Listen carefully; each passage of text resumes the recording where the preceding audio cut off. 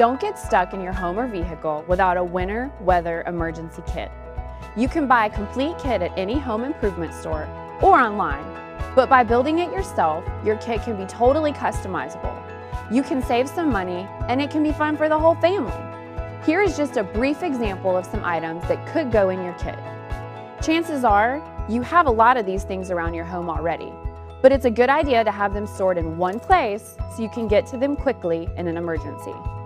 Check your kit every year to make sure everything is in working order and still within its use-by date.